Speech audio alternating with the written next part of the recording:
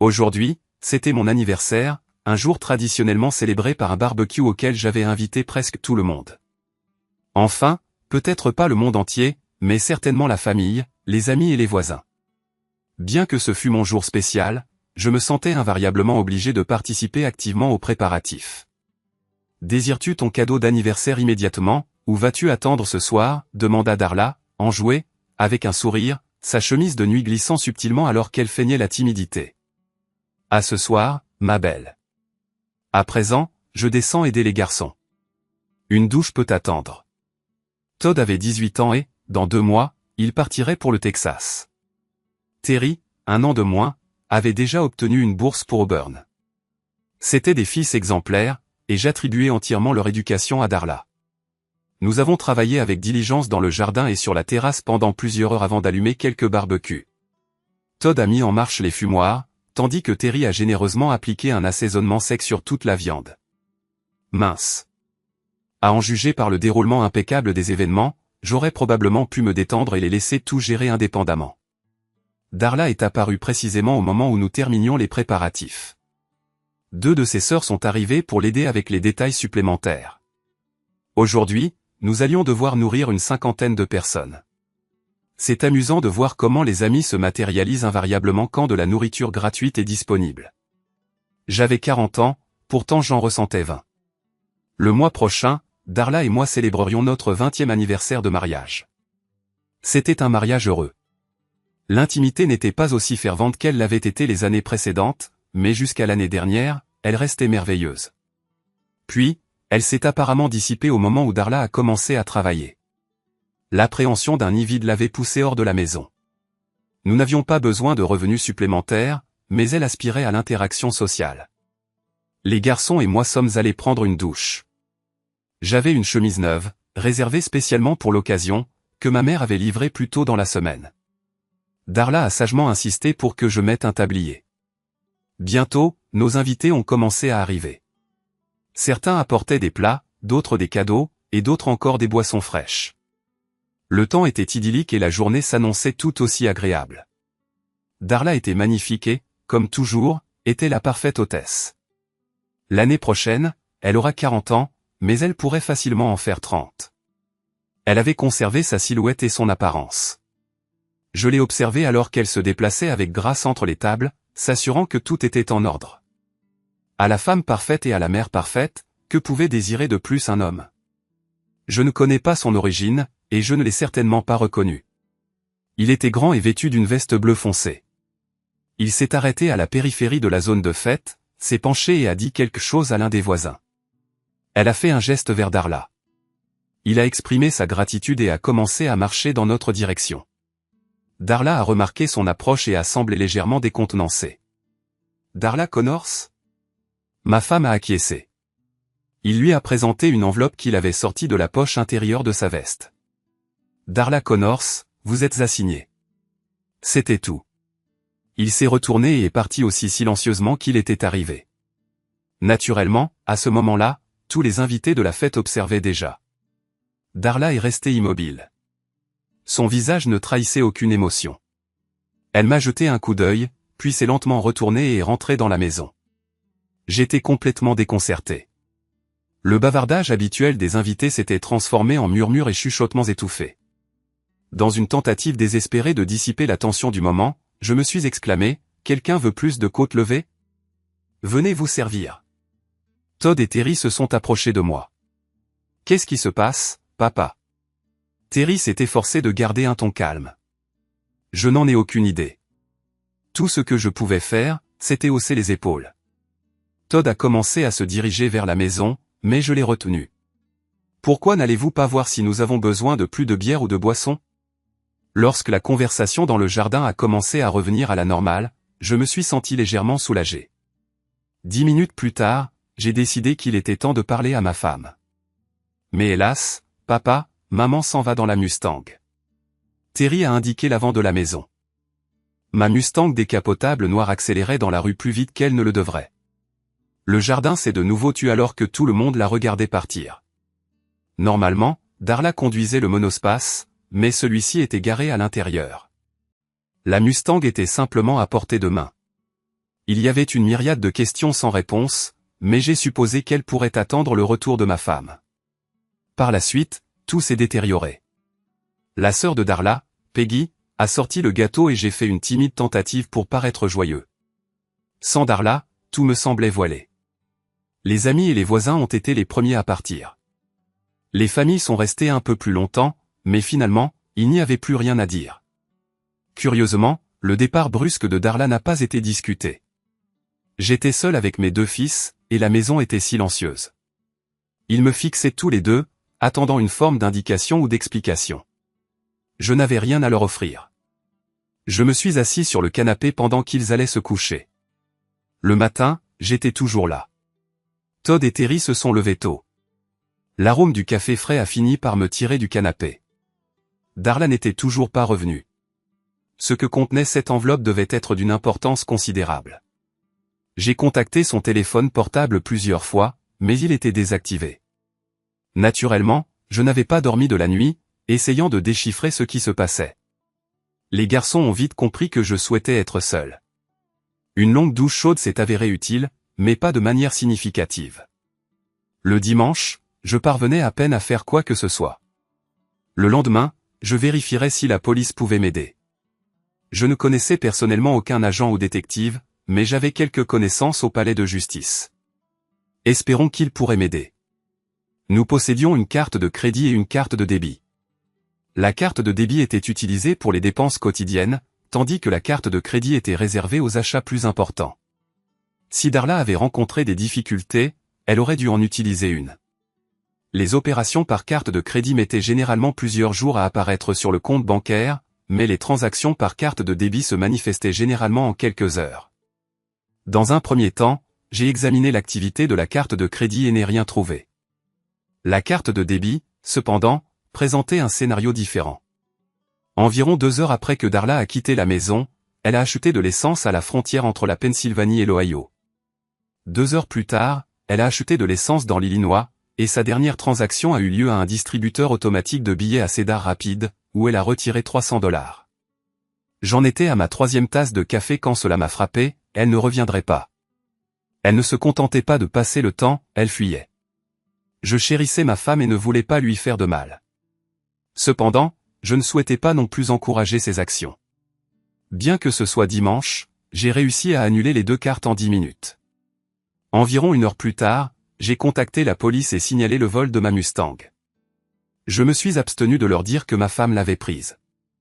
J'ai expliqué que la voiture contenait une carte de débit qui avait été utilisée dans 3 États, en direction de l'Ouest. J'avais honte d'induire la police en erreur, mais je pensais que c'était le seul moyen d'attirer leur attention. Ils semblaient plus enclins à me congédier qu'à s'enquérir des circonstances.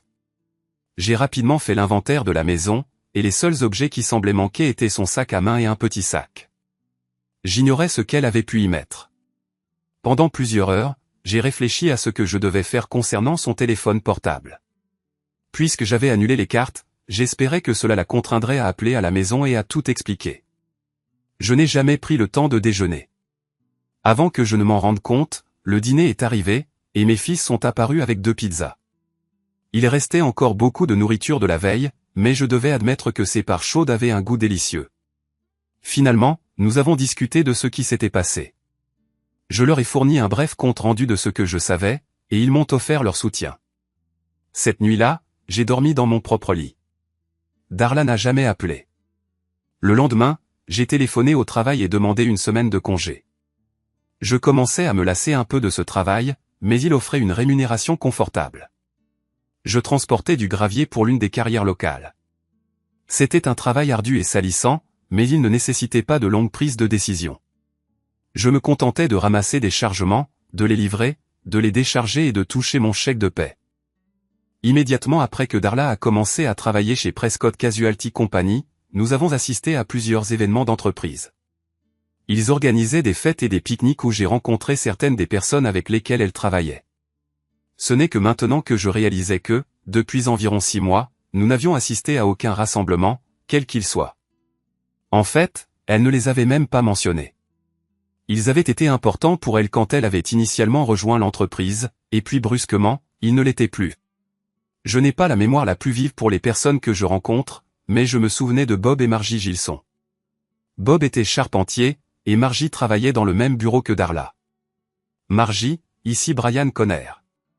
As-tu un moment pour parler? Salut, Brian. Je suis exceptionnellement occupé en ce moment. J'espère que ce n'est rien d'urgent. Darla n'est pas venue travailler aujourd'hui, n'est-ce pas? Non, en fait, nous ne l'attendions pas. Ah, vraiment? Pourquoi ça? Il y a eu une longue pause à l'autre bout du fil. Il était évident que Margie se sentait mal à l'aise de converser avec moi. Brian, je ne crois pas que je souhaite discuter de ça avec toi. Je crois que tu devrais converser avec ta femme. Je serais ravi de le faire, mais je n'ai aucune idée de où elle se trouve. Une autre pause prolongée a suivi. Brian, je suis vraiment désolé, mais j'ai une quantité considérable de travail à accomplir. Je dois y aller. Avant même que je puisse ajouter quoi que ce soit, elle a raccroché. Soudain, j'ai eu la sensation que quelque chose se tramait, quelque chose que Darla ne voulait pas que je sache. Cela expliquerait pourquoi nous avions cessé d'assister aux événements de l'entreprise. Elle craignait que quelqu'un ne dise ou ne fasse quelque chose par inadvertance qui la démasquerait ou me ferait soupçonner qu'elle était impliquée dans une forme quelconque de malversation. J'ai attrapé une bière fraîche et je me suis aventuré sur le porche pour réfléchir. Au cours des derniers mois, j'avais remarqué quelques incidents, mais je ne leur avais pas accordé beaucoup d'attention. Darla avait commencé à faire des heures supplémentaires certains soirs de la semaine. Pas suffisamment pour tirer la sonnette d'alarme, mais c'était devenu une routine. Elle avait cessé de parler de travail une fois à la maison, et nous avions évité de fréquenter qui que ce soit de l'entreprise. En revanche, elle n'avait pas modifié son apparence ni sa façon de s'habiller. Elle n'avait pas acquis de nouveaux vêtements ni de lingerie élaborée. Il n'y avait pas eu d'appel téléphonique suspect ni de courriel dont je pouvais me souvenir. Je faisais confiance à ma femme. Elle ne s'était pas transformée en mégère à la maison, et elle ne m'avait pas non plus refusé l'intimité. Néanmoins, il était temps de passer quelques coups de téléphone supplémentaires. Donald Curry était une vieille connaissance du lycée qui était employée au palais de justice. Je n'étais pas tout à fait certain de ses fonctions spécifiques, mais je savais qu'elles étaient liées à l'informatique. Je lui ai expliqué la situation et j'ai pris rendez-vous avec lui à sa sortie du travail. Avant de quitter la maison, j'ai contacté une entreprise de construction et j'ai découvert que Bob Gilson travaillait sur un projet de lotissement à proximité. J'avais l'intention d'aller le voir immédiatement après le déjeuner. À mon arrivée, l'équipe était en pause déjeuner. Bob a souri et s'est approché de mon camion. Il semblait beaucoup plus abordable que Margie. Brian, ça fait plaisir de te voir. Je suppose que tu veux parler de Darla. Bob, j'ai parlé à Margie ce matin, et elle a refusé de me dire ce qui se passe. Tu dois être franc avec moi, d'homme à homme. Pas de mensonge. J'avais beaucoup d'estime pour Bob parce qu'il était aussi terre à accent grave terre que moi. Cependant, s'il avait essayé de me tromper, j'aurais été furieux. Brian, je ne tiens généralement pas compte de Margie quand elle commence à potiner sur le travail. Mais voici ce que je sais. Darla a une liaison au bureau avec un homme marié depuis environ 6 mois. Ils ont essayé de rester discrets, mais c'est rapidement devenu de notoriété publique. Margie a cessé de communiquer avec Darla en découvrant cela, tout comme de nombreuses autres femmes. Votre présence aux événements de l'entreprise nous a manqué, mais nous avons supposé que Darla vous tenait volontairement à l'écart. C'est tout ce que je sais. Connais-tu l'identité de cet homme? Non, je n'y prête pas autant d'attention que je le devrais. Je peux la découvrir. Ne t'en fais pas, Bob. Je vais m'en occuper. Cela résumait essentiellement la situation pour moi. Il n'y avait pas d'ambiguïté. Je n'étais qu'un mari naïf qui ne se rendait pas compte de ce qui se passait sous son propre toit. 10 minutes plus tard, j'ai résilié son abonnement de téléphone cellulaire. Maintenant, elle ne pouvait plus appeler à la maison. J'étais déjà en route quand mon téléphone cellulaire a sonné. La police de Cedar Rapids avait localisé la Mustang garée sur le parking de la gare routière. Elle avait été remorquée à la fourrière, et je pouvais la récupérer à tout moment pour $300. Je me suis arrêté au commissariat de police, et ils m'ont fourni une copie du rapport. La seule conclusion que je pouvais en tirer était que Darla avait abandonné la voiture et pris un autobus. Je n'avais aucun moyen de connaître sa destination, mais je supposais que ce pourrait être Westerly. Je ne savais même pas qu'elle avait des connaissances dans cette localité. Je me suis rendu à la banque, j'ai clôturé tous les comptes joints et j'en ai ouvert de nouveaux uniquement à mon nom. J'ai modifié les désignations de bénéficiaires sur mes polices d'assurance au profit des garçons. J'avais consommé une quantité considérable d'alcool avant l'arrivée de Donald.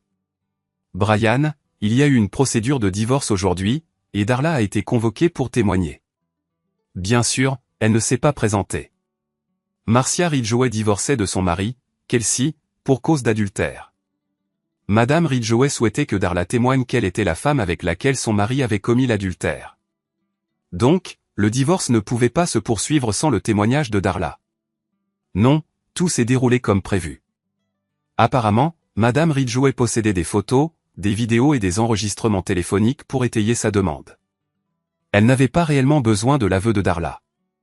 Je crois qu'elle l'a convoqué uniquement pour l'humilier. Il semble que cela ait été efficace. Quelle est la situation de Darla maintenant? Plus personne ne s'en soucie. Il n'y a rien de nouveau qu'elle puisse apporter. Et c'est sans importance. Kelsey Ridgway a plus ou moins tout concédé.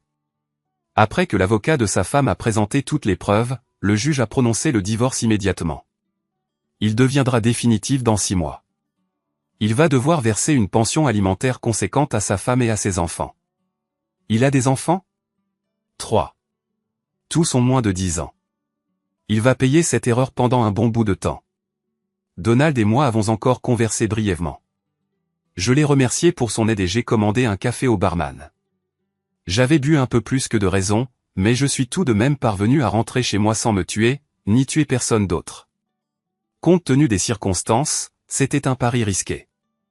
J'ai emballé 6 côtes levées dans du papier aluminium et je les ai mises au four. Pendant que je prenais une douche, Todd et Terry sont rentrés et se sont directement jetés sur le porc. Todd était aux anges à propos de toute l'histoire de la Mustang. Après 20 minutes de discussion, j'ai fini par accepter de laisser les 2 garçons prendre le bus jusqu'à Cedar Rapids et ramener la voiture à la maison. Je leur ai donné $600 pour couvrir les frais. Terry a tapé une note sur l'ordinateur dans laquelle je leur accordais la permission de récupérer la voiture et de la ramener. Il semblait savoir ce qu'il faisait, alors je n'ai rien dit et j'ai signé. Le lendemain matin, nous avons tous pris le petit déjeuner chez IHOP, et je les ai déposés à la gare routière. J'ai légèrement souri en les voyant monter à bord. Ils n'avaient aucune idée de ce que 2 jours dans un Greyhound impliqueraient. Ça allait être une leçon de vie précieuse. J'ai contacté la police de Cedar Rapids pour qu'ils les attendent. Ils m'ont assuré qu'il n'y aurait pas de complications. Il y avait une autre affaire que je devais régler. Il ne m'a pas fallu longtemps pour trouver le bureau de Kelsey Ridgway. Dès qu'elle m'a vu, Margie a tendu la main vers le téléphone, mais il était déjà trop tard. Je ne me suis pas soucié des présentations. J'ai simplement commencé à le rouer de coups sur la tête et les épaules. Il a fait quelques tentatives maladroites pour se défendre, mais a finalement fini étalé sur son bureau, par terre. Je lui ai donné plusieurs coups de pied à l'aine avant que le personnel de sécurité ne me maîtrise. Il était couvert de sang et je me suis senti beaucoup mieux après. Les événements se sont précipités. Avant que je ne m'en rende compte, j'étais au poste de police, devant un jugé en route pour la prison du comté. Il n'y a pas eu de procès, juste le juge et moi. J'ai écopé de 60 jours, et ça m'était égal. Dès que possible, j'ai contacté les garçons pour les informer de la situation. J'aurais juré avoir entendu Terry rire au téléphone. La maison pouvait rester inoccupée pendant quelques jours. Bon, ce n'était pas tout à fait comme ce qu'on voit à la télévision. Je veux dire, ce n'était pas une expérience idyllique. Mais je n'ai jamais eu l'impression que ma vie était en danger ou que j'étais sur le point de me faire agresser à tout moment. Pour l'essentiel, c'était juste une cohorte de vieux hommes désagréables qui manquaient de compétences sociales et une collection de jeunes idiots. Les jeunes et les vieux hommes interagissaient rarement. Il n'y avait aucune possibilité d'avoir une cellule pour moi tout seul. Je me suis retrouvé dans la même cellule avec un mastodonte de 150 kilos nommé Joko, qui avait agressé sa femme quand il l'avait découverte au lit avec son frère. Je n'ai jamais su ce qui s'était passé avec le frère. Joko et moi, on s'est très bien entendus. Naturellement, j'ai pris le lit du haut. La nourriture à la cafétéria était plus lourde que je ne l'aurais souhaité, et Joko était plus qu'heureux de manger tout ce que je refusais. Mis à part le fait qu'il pétait plus fréquemment que n'importe quel autre homme de l'État, il était le colocataire idéal. 3 jours plus tard, Terry et Todd sont venus me rendre visite. Leur voyage pour récupérer la voiture avait été un succès, mais ils n'avaient aucune intention d'entreprendre d'autres voyages en bus dans un avenir proche. Ils n'avaient aucune information concernant Kelsey ou leur mère. Ils m'ont apporté 2 paquets de cigarettes, bien que je sois non-fumeur. Todd a déclaré qu'il supposait qu'elles seraient utiles pour le troc. Il avait regardé trop de films. Joko, cependant, était ravi quand je les lui ai offertes. Il a déclaré qu'il avait besoin de fumer pour maintenir son poids. Je n'avais aucune appréhension à laisser les garçons seuls à la maison. Todd est parti à l'école une semaine avant ma libération de prison. Il a pris le monospace, laissant la Jeep à Terry. Terry et moi avons célébré mon retour à la maison en dînant chez Red Lobster. Il était ravi de commencer sa dernière année de lycée. Malheureusement, il allait devoir la vivre sans moi. J'avais d'autres projets. Margie a eu du mal à en croire ses yeux quand je suis passé devant son bureau le lendemain matin. Je lui ai fait un clin d'œil et je suis allé directement dans le bureau de Kelsey une fois de plus. 3 heures plus tard, j'étais de retour dans le bus pour la prison du comté, cette fois pour 6 mois. Terry a trouvé ça hilarant et a immédiatement contacté son frère à College Station. Joko m'a accueilli à bras ouverts. Cette fois, j'ai géré Kelsey avec plus d'efficacité. Je soupçonne même d'avoir fracturé quelque chose. Bien sûr, je n'ai jamais eu de nouvelles, donc je ne peux pas en être certain. J'ai été licencié. Une révélation de taille. Heureusement, j'avais suffisamment d'argent de côté pour couvrir la maison et les dépenses courantes. Terry a géré tout cela sans difficulté. Hormis Terry, le reste de ma famille me rendait visite régulièrement. Terry s'assurait que Joko ait toujours des cigarettes. Les 2 sœurs de Darla sont venues me présenter leurs condoléances. Ni elle ni personne d'autre dans la famille n'avait reçu de nouvelles de Darla. En fait, nous avons même célébré Thanksgiving et Noël en famille en prison. Il me restait encore 1 mois à tirer quand j'ai perdu Joko. Enfin, pas précisément perdu. Il a été libéré avant moi. Sa femme et son frère avaient déménagé en Floride, et ils ne savaient pas ce qu'il allait faire. Terry a pensé que ce serait formidable que Joko vive avec nous jusqu'à ce qu'il se remette sur pied.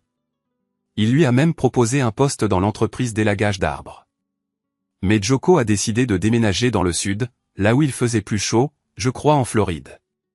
La nuit précédant le départ de Joko, Kelsey Ridgway a été découvert dans une ruelle du centre-ville, roué de coups.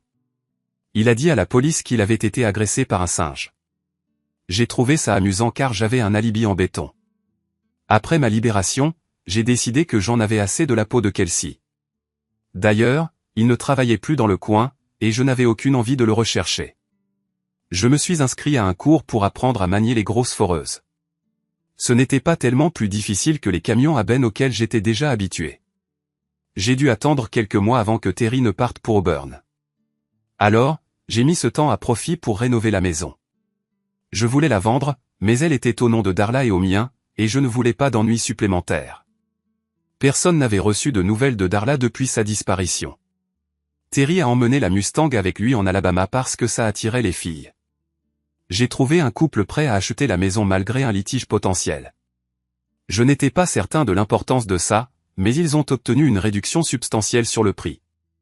Leur avocat leur a assuré que la signature de Darla n'était pas obligatoire, et je n'avais aucune intention de contester ça.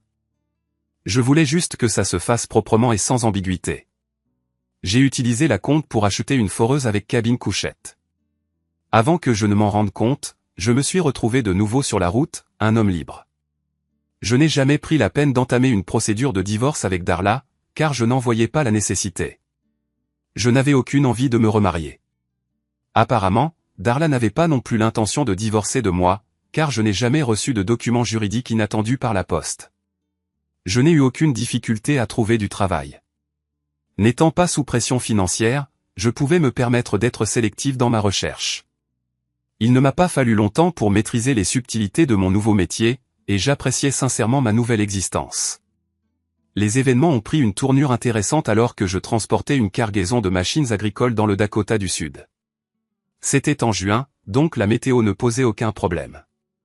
Après avoir livré le chargement, je roulais vers le sud, à environ 8 km de l'autoroute 90, quand je me suis arrêté dans un dîner appelé Belly Up. J'ai simplement demandé à la serveuse de m'apporter la spécialité de la maison et du café.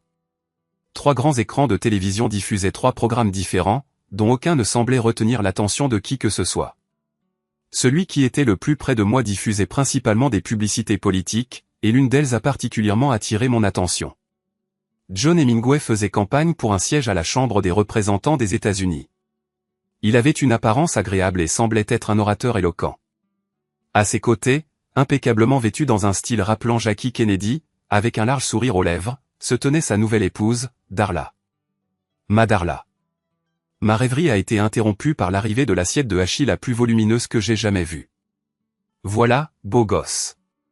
Puis-je vous apporter autre chose? Qui est cette femme à côté du beau parleur? La serveuse, Betsy, a émis un petit rire étouffé. C'est le nouveau bibelot d'Hemingway. Il avait besoin d'une femme pour se présenter aux élections. La rumeur dit qu'il n'est pas hétéro, si vous voyez ce que je veux dire. J'ai commencé à appliquer généreusement de la sauce tabasco sur le monticule de hachis. Elle a l'air un peu trop mûre pour être un bibelot. Je suppose qu'on ne peut pas être trop difficile quand on est pressé. N'empêche, elle est jolie, et je crois que les femmes plus âgées font de meilleures amantes de toute façon, vous ne trouvez pas? Darla paraissait vraiment radieuse. Ses cheveux blonds avaient été transformés en un châtain foncé et coiffés d'une manière qui suggérait un salon haut de gamme. Son maquillage était impeccable, et l'ensemble qu'elle portait lui allait à merveille. Ce n'était pas précisément une robe, mais plutôt un tailleur sur mesure. J'ai détourné le regard de l'écran de télévision et j'ai remarqué que la serveuse avait repris son service. Le hachis était exceptionnellement savoureux, et il était facile de comprendre pourquoi le parking était bondé. Mon gobelet de café fut rempli 2 fois avant que je ne repousse mon assiette. La tarte avait l'air alléchante, mais je n'avais plus aucune capacité. Betsy débarrassa mon assiette vide et posa l'addition devant moi. A-t-il des chances de gagner l'élection? Il est soutenu par d'importants fonds provenant de personnalités influentes de Sioux Falls. Aucun membre de la population locale ne souhaite avoir une quelconque association avec lui. Mais nous n'avons ni les voix ni les ressources financières nécessaires pour le contrecarrer. Je souris en sortant mon porte-billets. Vous savez quelque chose, n'est-ce pas? Êtes-vous certaine qu'ils ont vraiment célébré leur mariage? Oui, ils l'ont fait en direct à la télévision, comme s'il s'agissait d'une émission de télé-réalité ou quelque chose comme ça. Mais pas de lune de miel. Ils ont déclaré qu'ils la reporteraient jusqu'à ce qu'il prenne ses fonctions. Je souriais en déposant un billet de $10 sur le comptoir. Monsieur, vous feriez bien de me permettre de vous dire quelque chose avant votre départ. Je ne cherche pas la confrontation, et je ne me mêle pas des affaires qui ne me regardent pas. Cependant, j'aimerais vous demander un service. Quel genre de service? Cela vous dérangerait-il si je dormais quelques heures ici, sur le parking, avant de reprendre mon voyage sur la route? Pas de problème. Mais méfiez-vous de ces femmes adultères sans scrupules. Elles fréquentent cet endroit de temps en temps. De sales, immondes ridelles. J'acquiesçai en signe de compréhension et sortis de l'établissement. Betsy observa depuis la fenêtre alors que je montais dans mon camion. Je venais à peine de commencer à savourer un sommeil bien mérité lorsqu'un son percussif retentit sur la porte. Pendant un bref instant, je l'ignorais, mais il persista. Allez-vous-en. J'ai la permission de me garer ici pour quelques heures. Quiconque que ce fût ne partit pas, et je fus contraint d'ouvrir la porte. Betsy déclara, je dois vous parler. Avez-vous quelques minutes? Il faisait nuit et il pleuvait. Tout ce que je pouvais distinguer était une femme à l'air sévère vêtue d'un poncho. Je n'ai enfreint aucune loi. Laissez-moi tranquille. Accordez-moi juste 10 minutes. Elle avait l'air et le ton résolu. Désolé, madame, je ne suis pas intéressé.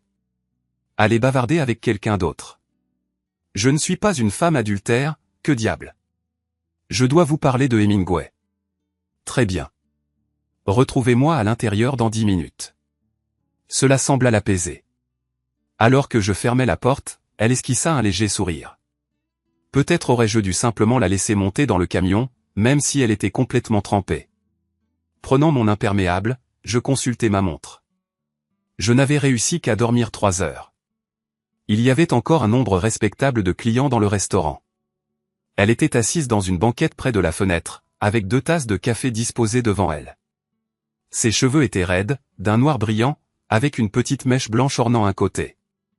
Elle n'était pas une jeune fille du tout, au moins 35 ans, peut-être 40.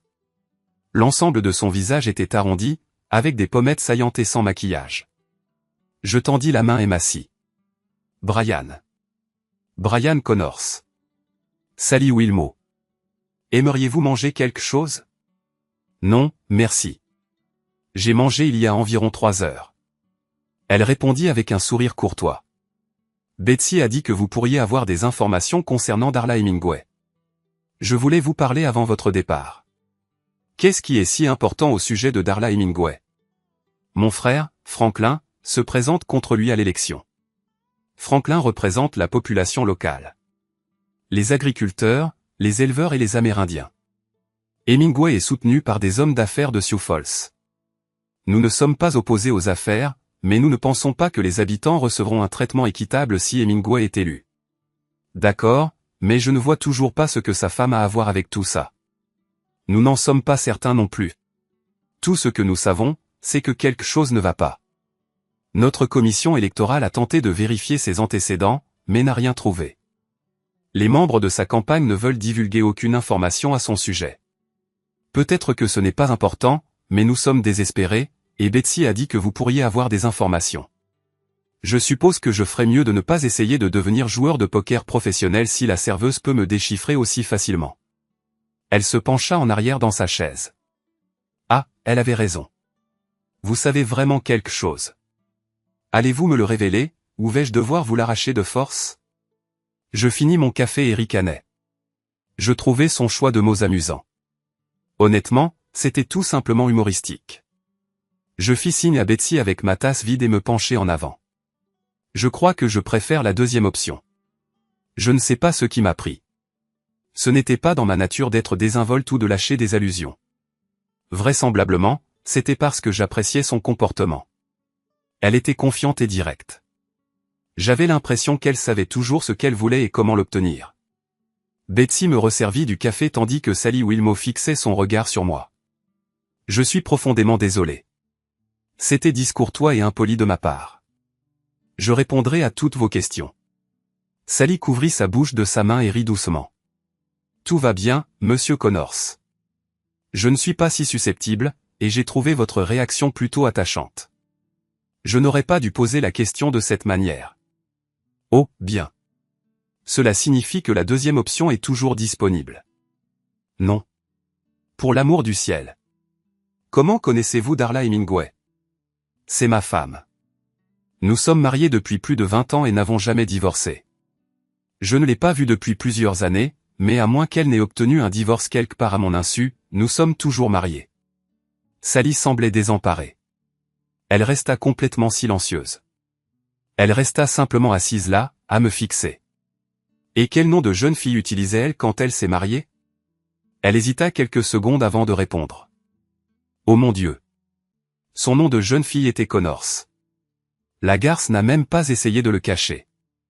Oh, bien sûr. Betsy accourut, et tous les regards de l'établissement se tournèrent vers nous. J'étais quelque peu embarrassé par toute cette attention, mais Sally semblait ravie. Sally se leva d'un bond et embrassa Betsy directement sur les lèvres. Elle traversa le hall et récupéra son téléphone portable. Betsy rougit légèrement et se pencha vers moi. Qu'est-ce que vous lui avez raconté, bon sang? Je ne l'ai pas vu aussi exalté depuis 5 ans. L'aspect facétieux de ma personnalité, qui était resté dormant pendant des années, commença à refaire surface. Je regardai Betsy et lui dis, je lui ai dit que nous allions nous marier, toi et moi. Elle saisit immédiatement la plaisanterie, et je fus récompensé par une tape enjouée sur le bras. Alors, vous allez me le dire? Non. Laissez Sally vous l'expliquer elle-même. Je retourne à mon camion pour vérifier si je peux reprendre mon travail. Ravi de vous avoir rencontré, Betsy. La pluie avait cessé, mais je n'atteignis jamais le camion. Sally saisit mon bras avant même que j'aie parcouru la moitié de la distance. Vous ne pouvez pas partir tout de suite. Vous devez parler à Franklin. Ça ne prendra pas longtemps. Juste quelques minutes. Je préférerais sincèrement me dissocier de tout ça. Je regrette d'avoir dit quoi que ce soit maintenant. Combien de temps lui faudra-t-il pour arriver ici? Il va nous rejoindre à ma résidence. Voulez-vous monter avec moi, ou allez-vous me suivre avec votre camion? Je vais vous suivre. La Jeep Break que conduisait Sally avait une dizaine d'années, peut-être plus. Après avoir parcouru quelques kilomètres de gravier, nous avons tourné sur un chemin de terre délabré qui menait à une caravane tout aussi délabrée. Il y avait quelqu'un. L'endroit était éclairé de manière éclatante.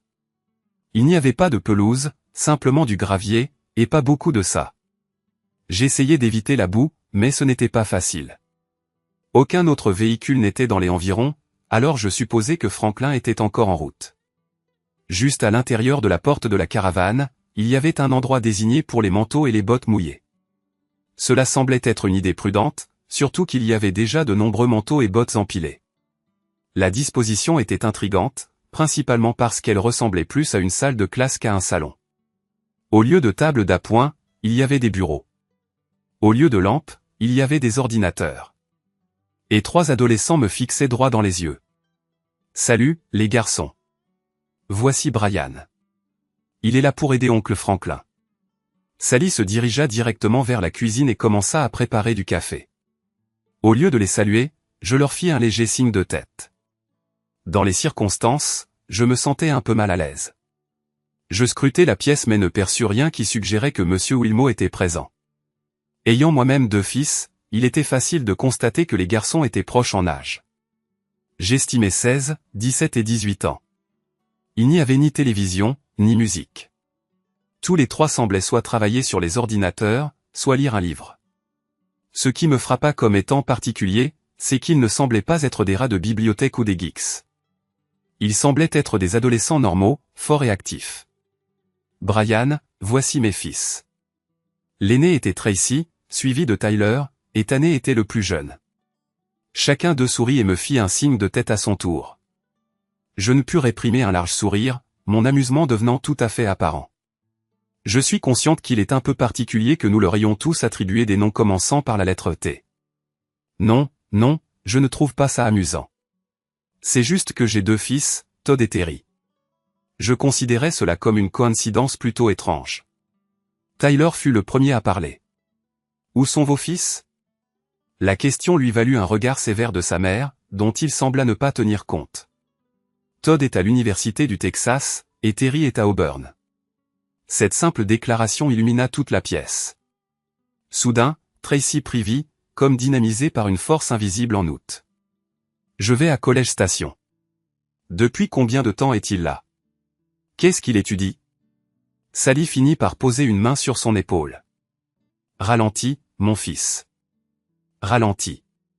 Je suis certaine que M. Connors aura le temps de répondre à toutes tes questions. » En fin de compte, Tracy avait obtenu une bourse complète de football et s'était déjà engagé dans le corps d'entraînement des officiers de réserve. Tyler avait été admis à l'Académie navale des États-Unis à Annapolis et partirait dans 1 an. Le mari de Sally avait servi dans la garde nationale et avait tragiquement perdu la vie dans la guerre du Golfe 5 ans auparavant. Elle s'abstint de donner des détails et je n'insistais pas. Tanner, le plus jeune, n'avait pas encore déterminé son avenir, mais sa mère veillait à ce qu'il reste assidu dans ses études. Je n'avais aucune idée de ce qui retenait Franklin, mais pendant l'heure qui suivit, je fus absorbé par une conversation avec les fils de Sally. Sally se tenait simplement à l'écart, observant mes interactions avec eux, à l'image de la façon dont je me comportais avec mes propres garçons. Parler à ces enfants me fit prendre conscience de la profondeur avec laquelle les miens me manquaient. Finalement, Franklin Honeycutt arriva, accompagné de 2 assistants. Après les présentations, Sally renvoya les garçons à leurs tâches respectives pendant que les adultes se réunissaient autour de la table de la cuisine. Manifestement, ils nourrissaient certaines réserves quant à mon statut de mari de Darla, mais ce n'était pas d'une importance suffisante pour que je conteste. Alors que je me préparais à partir, j'exprimai ma gratitude à Sally pour le café et dis aux garçons que j'avais été ravi de les rencontrer. Sally resta silencieuse. « Pour l'amour du ciel, Brian, asseyez-vous. » Sally prit le contrôle de la conversation comme si elle briguait elle-même la présidence. « Brian, possédez-vous un certificat de mariage, ou un document de ce genre, pour justifier votre union conjugale avec Darla Hemingway ?» Il me fallut à peine quelques secondes pour extraire une photo de mariage de mon portefeuille. Elle était plus âgée maintenant, et sa coiffure était différente, mais c'était indéniablement Darla. Je jetai un coup d'œil à l'un des assistants de Franklin, qui avait un ordinateur portable devant lui. Accédez aux archives du comté de Berks, en Pennsylvanie. Vous devriez pouvoir retrouver les actes de mariage des années 1960 à 1990. Cherchez simplement mon nom, Brad Brian William Connors. Sally m'apporta une tasse de café fraîchement infusé et esquissa un léger sourire.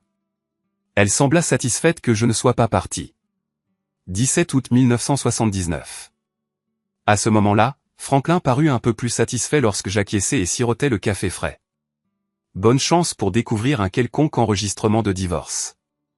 Autant que je sache, et que d'autres le sachent, je suis toujours marié.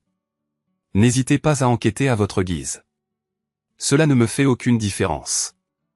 La conversation devint un peu superflue et plutôt fastidieuse. Cette fois, personne ne tenta de me retenir. Vous opposeriez-vous à ce que je dorme un peu avant de partir? Pas du tout. Sally me raccompagna jusqu'à la porte. Je jetai un coup d'œil en arrière pour dire au revoir à Franklin et à son entourage, mais ils étaient trop absorbés par les activités des politiciens. Les garçons soit me saluèrent de la main, soit acquiescèrent pendant que je partais. 1 heure plus tard, j'entendis Franklin et son groupe partir.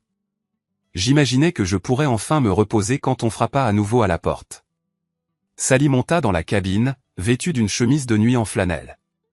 Elle porta un doigt à ses lèvres, me signalant de garder le silence. Nous étions suffisamment éloignés de la maison pour que les garçons n'entendent rien, mais je crois qu'elle souhaitait simplement éviter de parler. Elle passa au moins 1 heure avec moi dans la cabine couchette.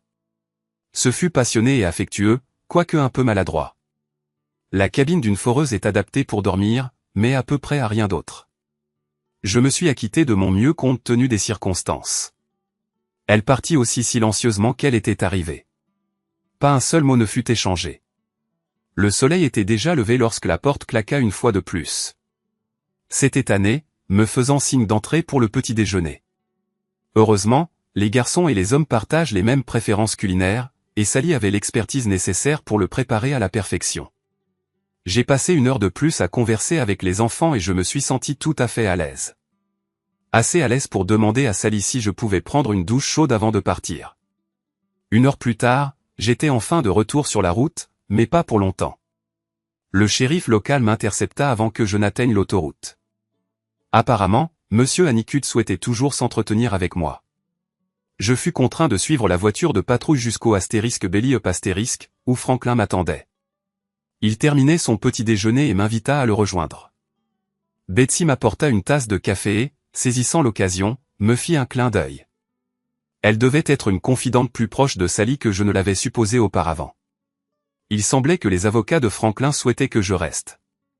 Je tentai d'utiliser le vieil adage le temps, c'est de l'argent pour le dissuader, mais il se contenta de rire et continua à prendre son repas. Il aurait été excessivement simple de tout accepter et de simplement prendre la poudre d'escampette, mais j'avais décidé qu'il se pouvait que je souhaite rester quelques jours de plus, surtout après les événements de la nuit précédente. La société prendrait en charge les frais d'une chambre de motel et les repas, mais leur générosité ne s'étendait pas au-delà. C'était le moment opportun pour laver du linge et régler les factures et les affaires bancaires en suspens. La fiabilité du Wi-Fi était excellente. J'ai expédié quelques courriels aux garçons et réglé toutes les factures. J'étais en train de sortir la 2e tournée du sèche-linge quand Sally est entrée. Je crois que je n'avais jamais vu une femme plus rayonnante en jean. Elle avait 3 enfants et une silhouette à couper le souffle. Sa chemise Oxford bleue n'était pas rentrée, mais resserrée à la taille par une ceinture argentée. Sa peau dégageait un éclat naturel. C'était une femme exceptionnellement séduisante. « Qu'est-ce que tu fais ici, Brian ?» J'ai haussé les épaules innocemment. Je plie du linge. Tu étais censé partir. Tu as dit que tu partais ce matin. Les choses ont changé. Ton frère a demandé que je reste quelques jours de plus. Je suis venu te voir hier soir uniquement parce que je croyais que tu serais parti aujourd'hui. Après ça, je ne peux pas t'avoir ici. Elle avait du mal à articuler ses pensées. Il semblait qu'elle n'avait rien prévu au-delà d'une aventure d'un soir et qu'elle ne savait pas comment gérer la situation. Sa confusion m'amusait, et j'ai saisi cette opportunité pour m'amuser un peu. Après ma discussion du matin avec Franklin. J'envisage sérieusement d'acheter une maison et de m'installer ici définitivement. Maintenant, je reconnais le mensonge quand je le perçois. Que se passe-t-il réellement ? J'ai fait asseoir Sally sur le banc à côté des sèche-linges. Ton frère a insisté pour que je reste quelques jours de plus pendant qu'ils élaborent une stratégie pour cibler Hemingway. Je promets de garder mes distances avec toi et les garçons jusqu'à ce qu'il en ait fini. Je ne voulais pas te mettre mal à l'aise ni faire quoi que ce soit qui te dérange. Ce n'est pas ça, Brian. Les garçons t'apprécient beaucoup. Ils ont demandé quand tu allais revenir. Ils étaient un peu tristes quand je leur ai dit que tu partais. Tyler voulait même que je te demande de rester un peu plus longtemps. Je suis vraiment désolé. J'essayais simplement d'être amical. Ils me rappelaient mes propres enfants, et c'était facile de parler avec eux. Je n'avais pas l'intention de te causer des difficultés. Bien sûr, je ne t'ai pas facilité la tâche quand je suis apparu à ton camion hier soir. Tu as définitivement compliqué les choses. Cette remarque m'a valu une tape amicale sur le bras et un sourire. Pourquoi es-tu venu? Sally a haussé les épaules et a semblé légèrement embarrassée. Je ne sais pas trop. Il y a 5 ans que mon mari est décédé. 5 ans sans réconfort ni passion. On aurait dit le moment opportun. Surtout que tu étais censé partir aujourd'hui. Elle a recommencé à se fâcher contre moi. Pourquoi diable n'es-tu pas parti? J'ai ramassé la pile de linge plié, je la lui ai tendue, puis j'ai pris le reste avant de retourner dans ma chambre de motel. Elle a hésité un instant à la porte jusqu'à ce que je porte mon doigt à mes lèvres, imitant son geste de la nuit précédente. Son sourire timide s'est transformé en un large sourire alors qu'elle fermait la porte derrière elle. Il est considérablement plus facile de faire l'amour avec une femme dans un vrai lit. Mais ce que je chérissais le plus, c'était la douche, même l'eau chaude ne nous a pas empêchés. Avant de partir, elle m'a forcé à promettre d'être à la maison pour le dîner à 6 heures. Comment aurais-je pu refuser? J'étais prêt. En fait, j'avais déjà pris 2 douches ce jour-là. Le dîner chez Sally est devenu une habitude, et Betsy est devenue ma plus grande alliée. Elle et Sally étaient amies depuis l'enfance. Betsy prenait plaisir à raconter les frasques qu'elles avaient faites dans leur jeunesse. Les conversations concernant le mari de Sally étaient sombres et loin d'être légères, mais elles m'ont permis de comprendre clairement qui était vraiment Sally et pourquoi je voulais mieux la connaître. Je n'avais jamais eu l'intention de rester dans le Dakota du Sud, mais plus je m'attardais ici, plus j'avais envie de rester. À la fin de la première semaine, tous les garçons possédaient des t-shirts Texas A&M et des polos Auburn. Sally a gardé une des chemises Auburn foncées pour elle. De toute façon, elle était trop grande pour tanner. Je n'ai pas prêté beaucoup d'attention aux questions politiques. Franklin et son équipe semblaient se débrouiller très bien sans moi. D'une manière ou d'une autre, la presse a découvert le passé douteux de Darla et a commencé à l'exploiter. Les gens d'Hemingway ont tenté, sans succès, de le nier. Plus ils niaient ou l'ignoraient, plus cela empirait. Sa popularité a commencé à chuter. Je ne m'étais jamais impliqué dans tout ça jusqu'à ce qu'un matin, je reçoive une visite au motel. La femme à ma porte était grande, blonde et droite comme un i. J'étais là en caleçon, mais je l'ai quand même invitée à entrer. Elle évitait de me regarder pendant que j'enfilais mon 501, mais j'observais chacun de ses mouvements. Elle portait un tailleur sombre avec un chemisier blanc et des escarpins noirs à petits talons. Décidément une professionnelle. Je m'appelle Mary-Beth Steinmetz. Je suis avocate chez Levites Brothers à Sioux Falls. J'imagine que vous êtes Brian William Connors. Elle connaissait mon deuxième prénom. Ce n'était pas bon signe. Excusez-moi un instant. Je me suis levé et me suis dirigé vers la salle de bain. Même après avoir fermé la porte, je restais convaincu que le bruit de mon urine frappant la cuvette des toilettes avait été perçu. J'aurais pu réprimer l'envie, mais un désir d'humilier cette femme imbue de sa personne avait pris racine. Moins de 60 secondes plus tard, j'étais revenu à la table. Notre cabinet représente les intérêts de John Hemingway. Nous avons récemment découvert que votre mariage avec Darla Connors n'a jamais été formellement dissous, et nous aimerions rectifier ce problème. Comment, ai-je demandé. L'État possède des lois qui permettent une dissolution de mariage accélérée dans des circonstances spécifiques. Nous pensons que nous pouvons utiliser ces dispositions avec votre coopération. Vous voulez que je divorce de ma femme, ai-je demandé, pour m'assurer d'avoir bien compris. Oui, a-t-elle affirmé. Et pourquoi ferais-je cela? Un air de désarroi a traversé son visage, je soupçonne qu'elle ne s'attendait pas à une question aussi directe. Je n'aurais pas été opposé à un divorce, mais seulement selon mes propres conditions, et je n'étais pas disposé à révéler cette inclination à Madame Steinmetz. Madame Steinmetz est restée assise, le regard fixé sur moi. Madame Steinmetz, ai-je commencé, auriez-vous l'amabilité de m'expliquer, dans un langage clair, non juridique, pourquoi ma femme et moi ne vivons plus ensemble? Évitez les embellissements et soyez sans équivoque honnête. Si vous pouvez accomplir cela, ai-je continué, j'envisagerais de poursuivre cette conversation. Elle s'est adossée à sa chaise et a déboutonné le premier bouton de son chemisier. Il y a 3 ans, votre femme a eu une liaison extra-conjugale avec un collègue. Après que vous ayez découvert cette infidélité, elle s'est enfuie parce qu'elle ne pouvait plus vous faire face, ni à vos fils. Elle n'a communiqué avec aucun d'entre vous depuis. Est-ce suffisamment clair pour vous? Ça l'est, ai-je confirmé. Le fait est que vous avez parfaitement articulé le cœur du problème, a-t-elle déclaré. Alors, quel est donc le problème, ai-je demandé. Si vous avez suivi l'actualité, vous savez que Darla et M. Hemingway ont rencontré quelques difficultés. Nous ne pouvons pas défaire ce qui s'est déjà produit, mais nous espérons atténuer quelque peu les répercussions. En organisant un divorce rapide pour elle, ai-je demandé. Précisément, a-t-elle répondu. Et dites-moi encore, quel avantage est-ce que j'en retire? La liberté? Franchement, je suis satisfait de la situation actuelle. Comment ma vie s'améliore-t-elle grâce à cela, ai-je insisté. Que désirez-vous, monsieur Connors, a-t-elle rétorqué. Avez-vous besoin d'une compensation financière? Combien? Fournissez-moi quelque chose de concret à rapporter pour discussion. Quelles sont les conditions proposées du divorce que vous offrez? Il n'y en a aucune, a-t-elle répondu. C'est précisément pourquoi il peut être exécuté si rapidement. Pas d'échange monétaire, pas de partage des biens, pas de litige concernant la garde des enfants. Vous repartez tous les deux avec vos possessions existantes, et aucun de vous n'a d'obligation envers l'autre. L'accord est simple et définitif. Quel est le calendrier prévu? Moins de 90 jours, a-t-elle déclaré. Donc, ce sera terminé avant les élections, ai-je demandé. Oui, c'est notre objectif, a-t-elle concédé, bien qu'à contre-cœur. Suis-je obligé de voir ma femme? Non, a-t-elle répondu. En fait, nous préférerions que vous ne le fassiez pas. Suis-je obligé de rester ici jusqu'à ce que ce soit finalisé? Cette question lui a fait soupirer. Oui, a-t-elle confirmé. Très bien, ai-je concédé.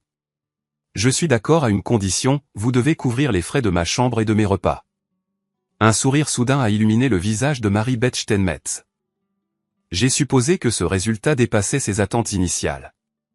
J'aurais probablement pu obtenir d'autres concessions, mais à ce moment-là, la perspective de retrouver ma liberté était très séduisante. Je peux faire préparer les documents pour votre signature cet après-midi. Cela vous conviendra-t-il, a-t-elle demandé.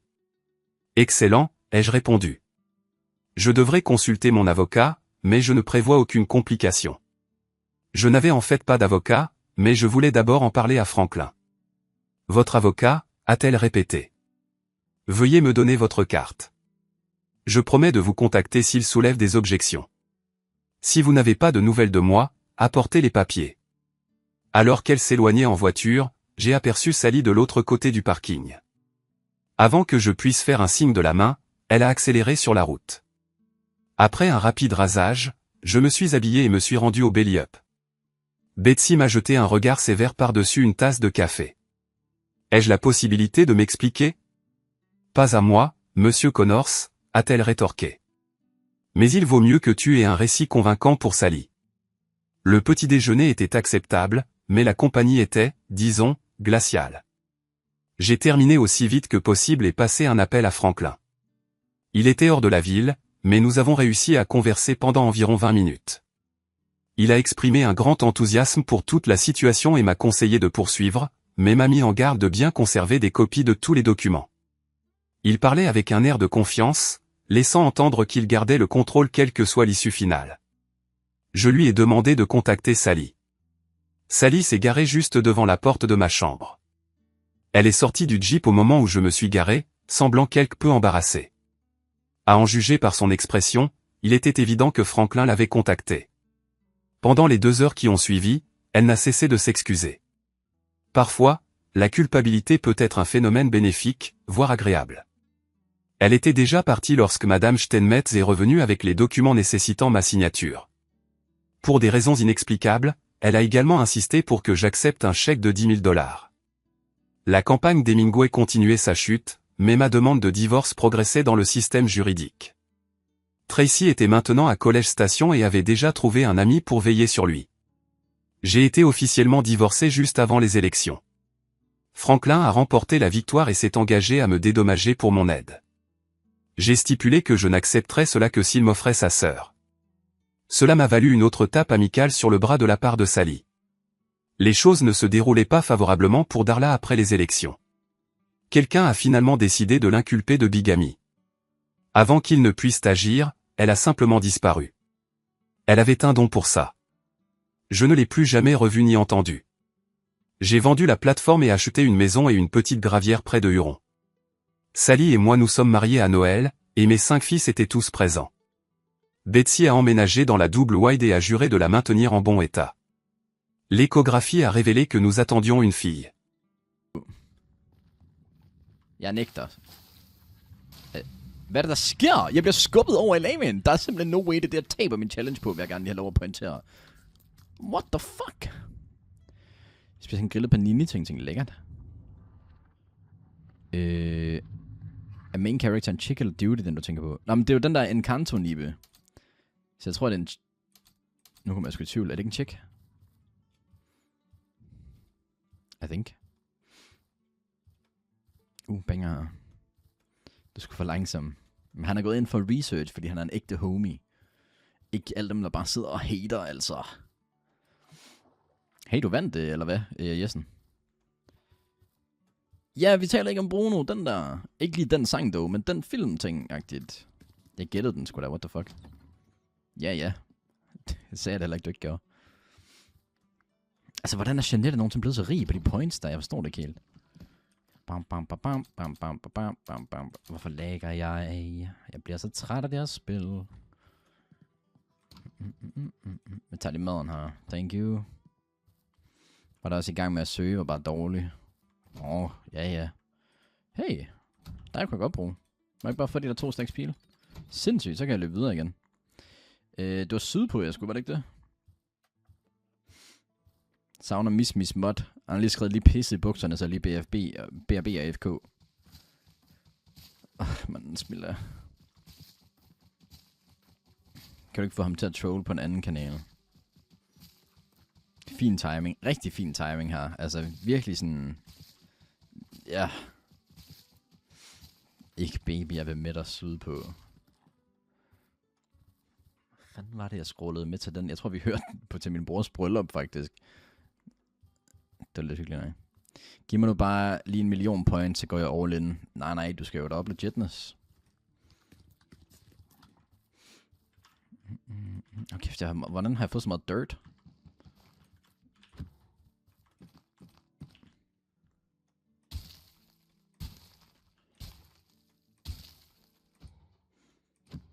Hej Carlsen. Har du fået fri? Eller hvad? Værsgo, den til dig. Okay, fed. Ved du hvad, det tror jeg lige, jeg gør, så. Altså. Jesus, mand. Tak, Smilla. Kommer lige fra bunden, når vi rammer kun toppen. Omkring vision, dem skulle kunne stoppe den. Jeg kendte ikke kvarteret.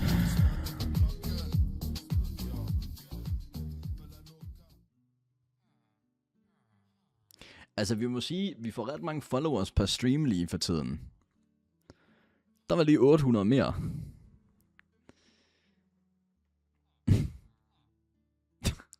Men altså, det er værd at streame.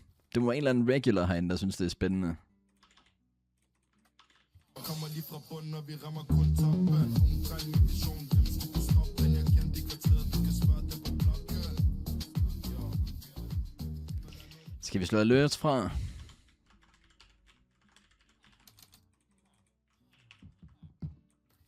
Ja. Du gider ikke høre på den der 900 gange, eller hvad? Små hjerner, små fornøjelser. Ja, I guess. Fin besked, de lige skriver. Ja, mit humør det er bare helt godt, efter jeg lige har fået den der besked 200 gange. Taber jeg mit all-in, så lægger mig til at græde. På Stream Element, eller hvad, det tror jeg ikke, du behøver med. Dejligt med Minecraft-content til maden vil become replaced. Retard maxing er ny meta, I guess, ja. Det skal fint nok, dog. tage lidt andet med os. Ikke sikkert, at jeg skal bruge den, men altså. Nå, jeg skulle sydpå, var det ikke det, vi sagde? Okay. Du er oppe sådan nu, Jessen. Du er langt oppe af. Hvad fik jeg egentlig? Der er 10, det vil sige, jeg kan lave en chestplate nu. Ikke nok guld. Jeg er den eneste, der er Morten Max, så. Ja, ses herline. Jeg tror, Stream Elements flytter med mig, så prøv igen. Jeg føler, jeg kom sydfra, jeg gør ikke det? Lidt tvivl. Nu skal det nok passe, at jeg skal løbe efter den der lava